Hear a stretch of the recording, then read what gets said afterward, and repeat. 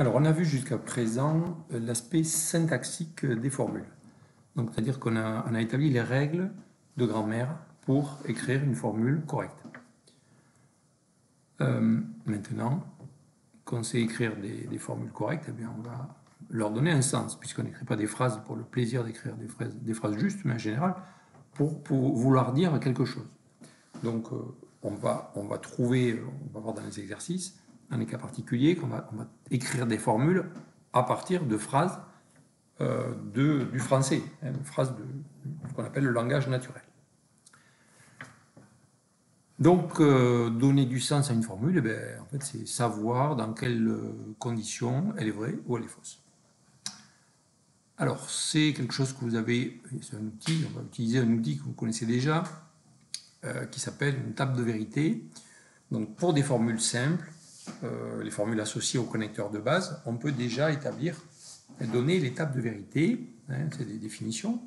Donc, si on reprend notre définition inductive, qui s'appelle forme, on a vu que le premier connecteur c'était bottom. Bottom, par définition, on va dire que c'est quelque chose qui est faux tout le temps.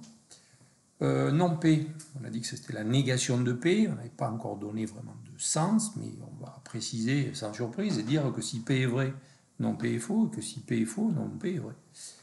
C'est bien la négation. Et puis pour les connecteurs binaires, eh bien là on va faire toujours une table de vérité, sauf que comme il y a deux éléments, deux propositions, on va être, pour prendre en compte tous les cas possibles, il y a deux valeurs possibles pour P, deux valeurs possibles pour Q, donc en tout 2 fois 2, 4 lignes dans la table de vérité. Donc voilà, selon que P et Q soient vrais et faux, eh bien on a un résultat pour les formules qui suivent. Alors sans surprise, P et Q n'est vrai que si à la fois P et Q sont vrais.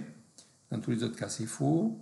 P ou Q est en général vrai, sauf si à la fois P et Q sont faux. Et l'implication, P implique Q, elle est aussi en général vraie. Il n'y a qu'un cas où elle est fausse, c'est quand P est vrai et que Q est faux. Alors ça, c'est des définitions. Donc c'est la table de vérité de formules associées aux divers connecteurs. Ce à quoi on va s'intéresser maintenant, c'est de prendre une formule quelconque, une grosse formule, et se demander quand est-ce qu'elle est vraie, qu'elle est fausse. Alors évidemment, ça va dépendre des valeurs de vérité, des propositions qui interviennent dans cette formule. Alors une proposition, ça sera quoi? Ça sera à partir d'une phrase exprimée en français, en langage naturel. Une proposition, ça sera quelque chose pour lequel on peut dire si c'est vrai ou si c'est faux.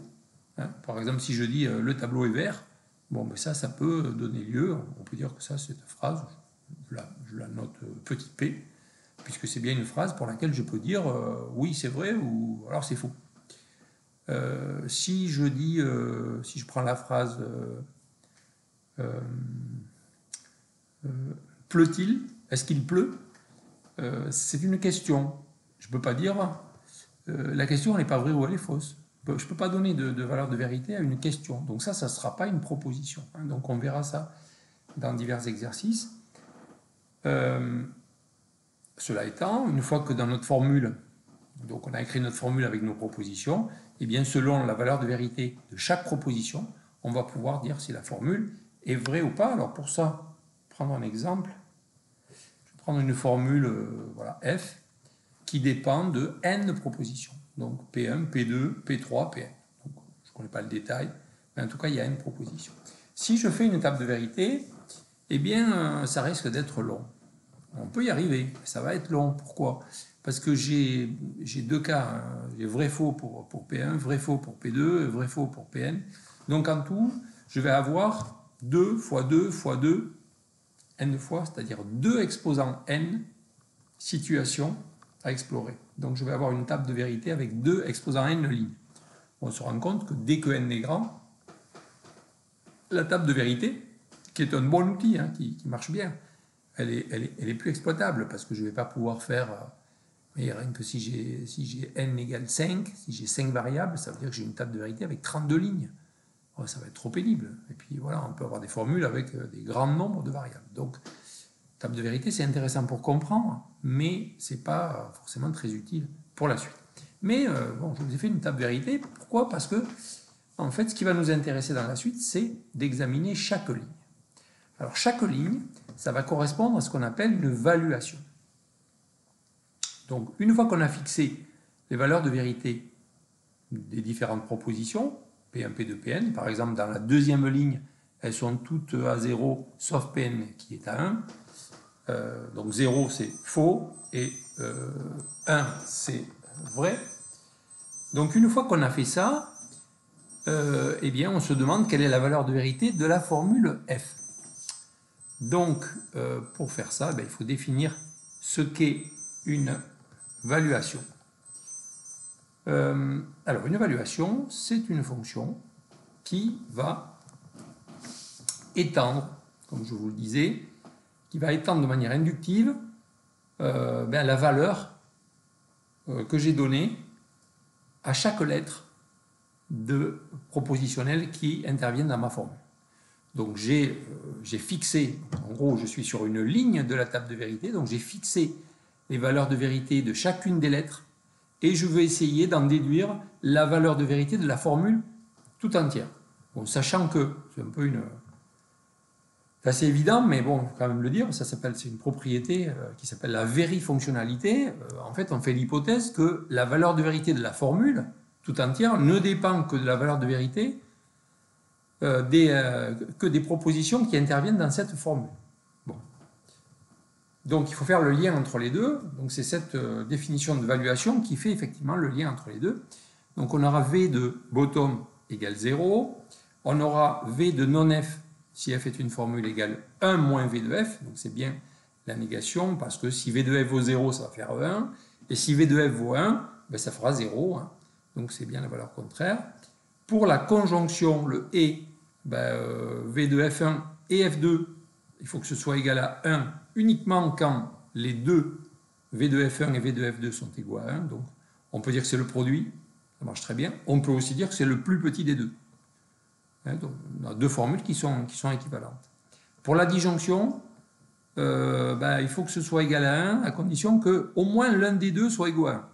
Alors, il y a deux formules. Il y a une formule avec le max. Il suffit de dire que le max de V de F1 et V de F2 soit égal à 1. Donc, ça veut dire un des deux ou bien les deux pour que la formule soit vraie. Mais on peut aussi l'écrire avec une opération plus algébrique. Et ensuite, l'implication. L'implication, je vous ai dit, elle sera fausse uniquement quand V de V1 vaut 1 et V de V2 vaut 0. Donc c'est le cas qui est ici, vous voyez, quand V de V1 vaut 1, V de V2 vaut 0, ça fait 1 moins 1, ça fait 0. Dans tous les autres cas, eh bien, le produit qui est là, il vaut 0, et donc ça fait 1. On peut aussi l'écrire avec comme ça une formule de max. Alors, ces valuations, donc, c'est une opération, hein, c'est une fonction qui a valeur dans 0,1. 0,1, c'est en fait l'algèbre de Boole que vous avez rencontré déjà en L1.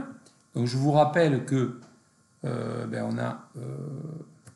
c'est une algèbre de Boole, donc vous savez que V de F plus V de F égale V de F, c'est-à-dire 0 plus 0 égale 0, 1 plus 1 égale 1. Et puis 0 fois 0, ça fait 0, et 1 fois 1, ça fait 1. Autrement dit, on a toujours V carré de F égale V de F, et puis V de F plus V de F égale V de F. Alors, si on s'intéresse à nos divers connecteurs binaires, on va faire pas mal d'exercices où on va partir, donc, comme je vous le disais, d'une phrase en langage naturel, et puis on va la traduire en termes de formule de la logique. Alors, évidemment, quand dans la phrase, il y aura et, ça ne sera pas dur, hein, ça sera bien le connecteur binaire de conjonction, mais le français en particulier, mais tous les langages naturels sont un peu ambigus. Donc en fait, quand on a mais, quand on a or, quand on a puis, même quand on a cependant, tout ça, ça se traduit par un et. Donc, bon. Donc ça va paraître, quelquefois, ça va être un peu délicat de savoir quel connecteur il faut utiliser. On verra ça dans les exercices. Alors, notre connecteur E, il est commutatif. Alors, il arrive quelquefois dans le français, on utilise E et c'est pas commutatif. Enfin bon, on va voir qu'il y a quelques petites choses auxquelles il faut faire attention. Le OU, c'est un OU qui est non exclusif.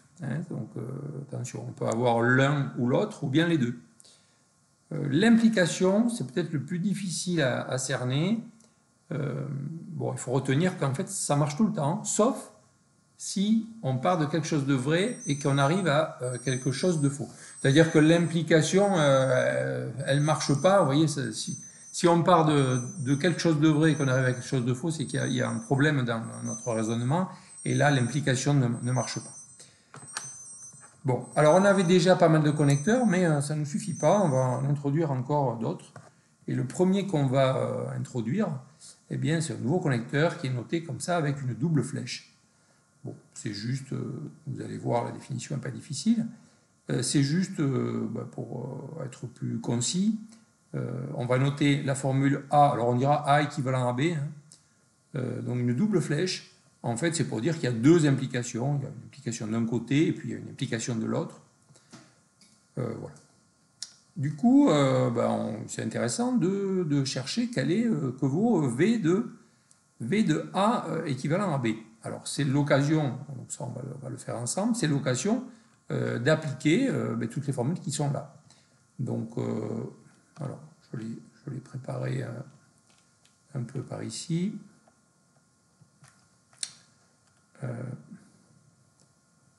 Voilà. Donc, si je calcule V de A équivalent à B. Alors, A équivalent à B, c'est A implique B et B implique A. Donc, la valuation de A équivalent à B, par définition d'une valuation, ça sera V de A implique B que multiplie V de B implique A. Bon, ensuite, je prends la définition de V de A implique B. C'est la définition, je remplace, ça fait 1 moins V de A, facteur de 1 moins V de B. Et puis, que multiplie V de B implique K, c'est l'expression symétrique, donc 1 moins V de B fois 1 moins V de A. Bon, je développe tout ça, ça fait 1 fois 1, fait 1. Ensuite, moins V de A fois 1 moins V de B fois 1, ici. Ensuite, moins V de B fois 1 moins V de A, c'est ça fois ça. Et enfin, le dernier, c'est les deux plus gros, là, donc ça va faire V de A fois V de B fois 1 moins V de B fois 1 moins V de A. Alors si on regarde le gros morceau à la fin, on peut se rendre compte qu'il est nul facilement, puisqu'on a des groupements, on a V de A fois 1 moins V de A là-dedans. Et V de A fois 1 moins V de A, ça vaut toujours 0, parce que V de A, si ça vaut 0, bon, tout est nul. Et si V de A vaut pas 0, c'est qu'il vaut 1. Et donc si V de A vaut 1, ça veut dire que 1 moins V de A vaut 0. Donc dans tous les cas, ce terme-là, il est nul. Donc il reste que les deux autres termes. Donc ça fait, je développe encore, ça fait 1 moins V de A moins V de B ici, et puis plus V de A fois V de B deux fois. Bon, alors on a vu que V de A, c'était pareil que V carré de A, et V de B, c'est pareil que V carré de B. Autrement dit, si je mets un moins un facteur, je retrouve V de A moins V de B au carré. Donc 1 moins V de A moins V de B au carré. Autrement dit, encore pour simplifier encore, V de A équivalent à B, quand est-ce que c'est égal à 1? Quand est-ce que ça marche? En fait, seulement à condition que le terme là, qui est ici soit égal à 0. Et ce terme est égal à 0 quand V de A égale V de B. Donc, en résumé, V de A équivalent à B égale 1, si et seulement si V de A égale V de B. Que les deux soient vrais, que les deux soient faux, dans ce cas-là, l'équivalence marchera. Je reviens. Terminé. Donc c'est ce qui est écrit ici. On a trouvé la formule qui est là. Donc, souvenez-vous de ça. Ça peut être intéressant. C'est-à-dire, encore une façon de dire les choses, c'est que deux formules sont logiquement équivalentes si toute valuation prend la même valeur pour les deux formules.